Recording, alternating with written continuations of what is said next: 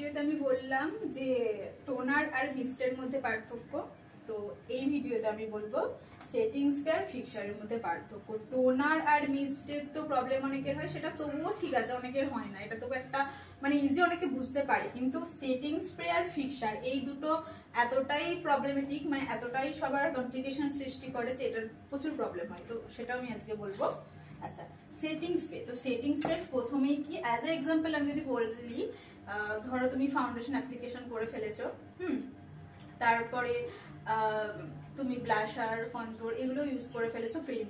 তো তারপরে কোথাও ব্লেন্ডিং করার সময় তোমার মনে হচ্ছে যে স্কিনটা একটু স্প্যাচি লাগছে বা ব্লেন্ড ঠিকঠাক হচ্ছে না বা একটু ড্রাই ড্রাই ফিল হচ্ছে, তো সেই সময় তোমরা কি সেটিং স্প্রে ইউজ করতে পারো। তাতে কি হবে, কন্ট্রোল, ফাউন্ডেশন, কনসিলার এগুলো সব একটা মিক্স হয়ে একটা ডিউ এফেক্ট স্কিনে প্রোভাইড করবে। তো সেই জন্য তোমরা সেটিং স্প্রে অবশ্যই ইউজ করতে পারো। আচ্ছা, তারপরে ফিক্সার। ফিক্সার এটা সবসময় মনে রাখবে, ফিক্সার হচ্ছে মেকআপের এন্ডে, একদম এন্ড মোমেন্টে ইউজ হয়। মেকআপ পুরো ডান, তারপর আমরা ইউজ করব ফিক্সার।